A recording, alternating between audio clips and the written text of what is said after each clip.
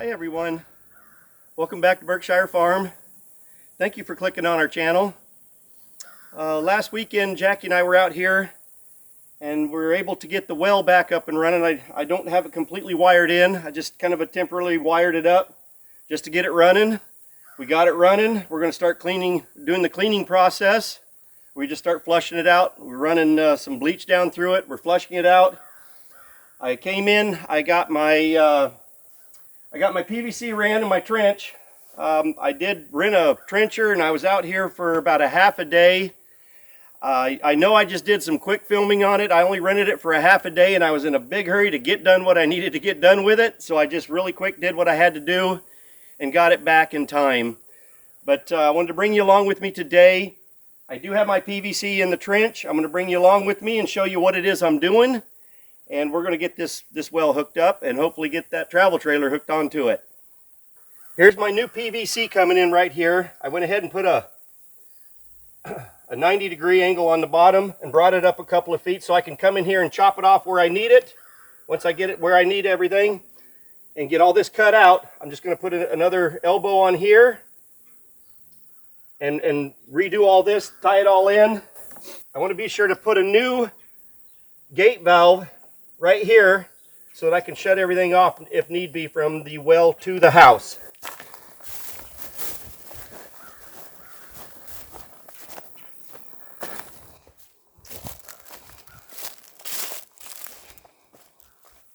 Right here what I've done is I put a 30 degree elbow down here, and I'm going to put another 30-degree elbow here and run this down about 18 inches right across the front edge of this patio.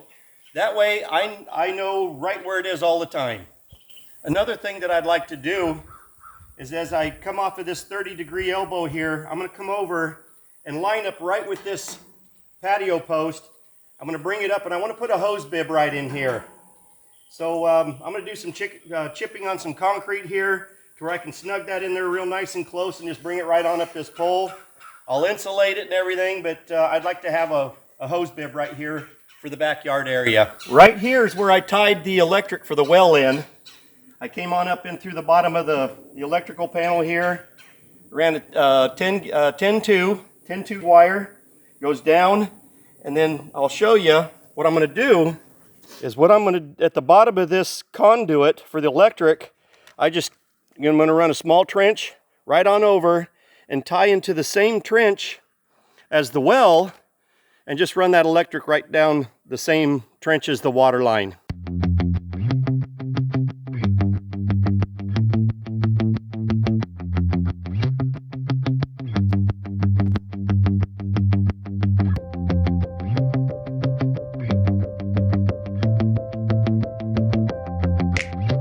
You know what's really nice is, believe it or not, I have one of those nice little fancy PVC cutters. They're just absolutely phenomenal for cutting PVC. They cut it clean. You don't have to deal with all these little shavings from the saw. But just like so many of my other tools, it's in a box somewhere and I can't find it. So, just making do with what I've got.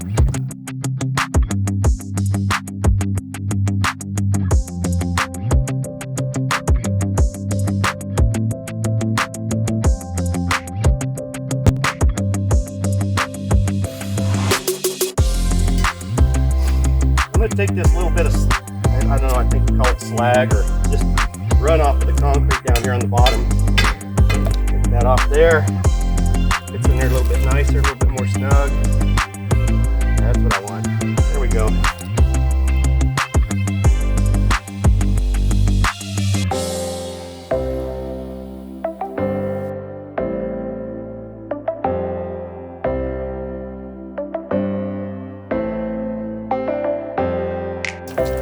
So what are you doing?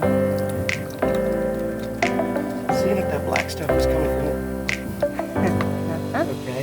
See? Seeing if the black You just kept talking. stuff that we have is coming from this tank. Don't get your fingers stuck.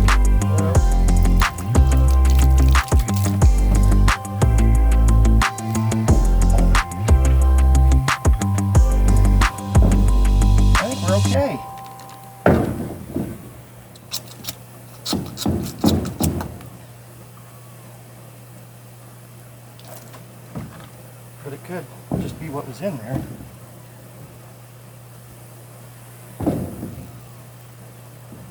Are you able to fill it up and then dump it? Or would it be too No, heavy it then? Pressurizes. There's probably 20,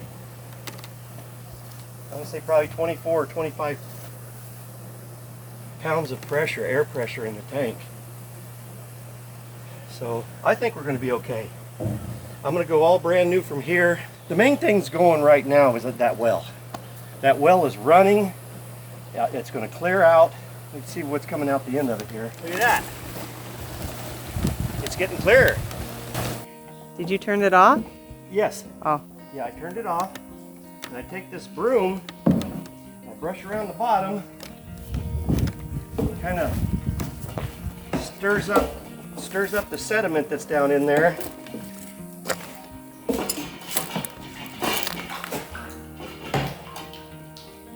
It is getting clearer. Okay, I stirred it up. So let's see what's coming out the back end of the pipe over here.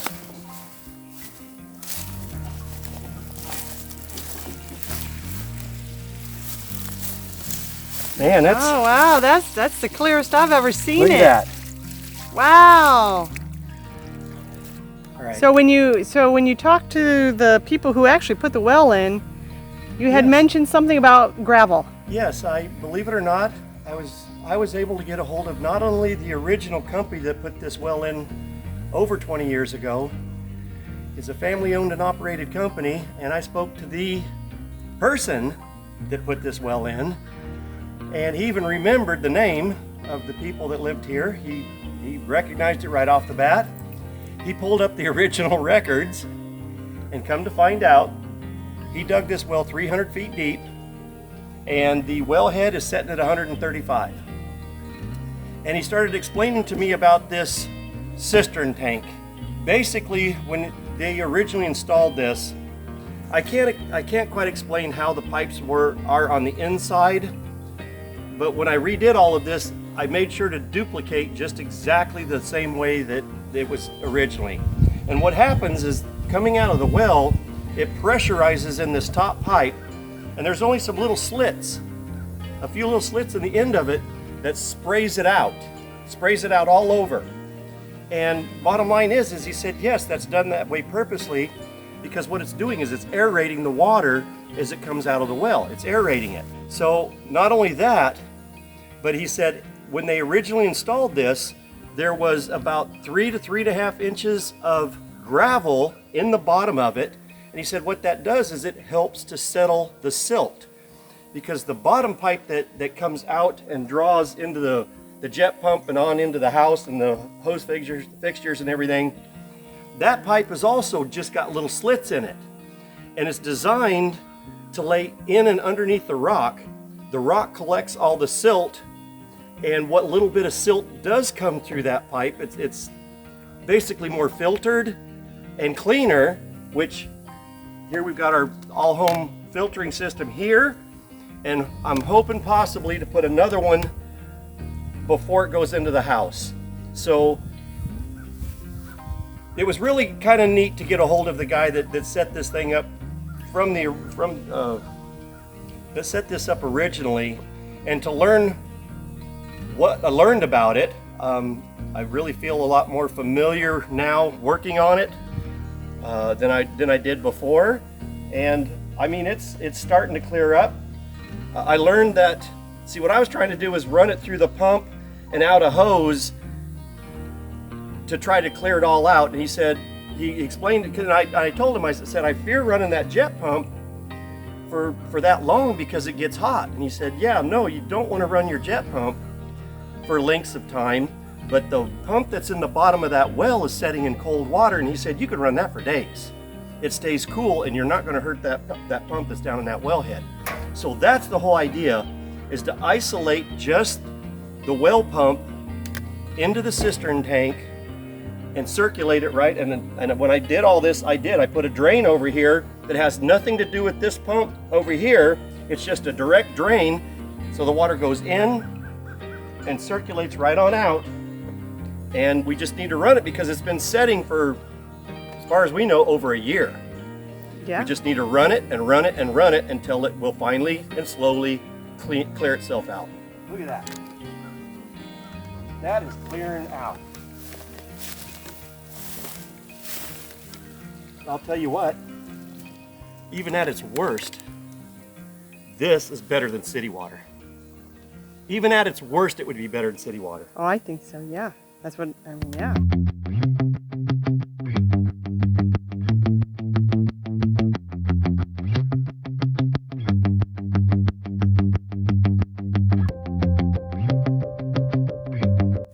All right, so I got all the PVC ran from the well all the way across the front of the patio here. I turned the corner, and I'll show you, I put a shutoff valve. I turn the corner here, and right here's where I want to have access. So I'm going to put a landscape box in here. And granted, remember, we're going to bring in a fill dirt, and that fill dirt's going to come up to probably about just a couple inches below the concrete. So after this is all filled in, I'll put this access panel right here to where we can get to the shutoff valve down here. So on the right hand side of the sewer pipe there, you can see like a gray pipe coming out. The builder put that in. That's where the water line is going to enter into the home and up inside of that wall.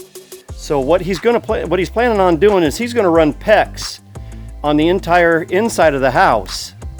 So what I'm going to do is from that shutoff valve, I'm going to come over here with another, I'm going to say probably 5 or 6 feet of PVC pipe, and then it transitions from PVC to PEX with a shark bite. But what I want to do is in this 5-foot area, I want to get a bigger piece of PVC that will slide. It'll slide over the 1-inch that I have and his 1-inch PEX. It'll slide over it and protect that shark bite down in this area, and it'll be easy to access because it just come in and if I have any problems or anything, I can just dig this out, take that PVC, pull it back, and my shark bite and everything's going to be right there. So as I was explaining to you, this shark bite is designed to go from PVC. You just lock it on, and once it's locked, that's it.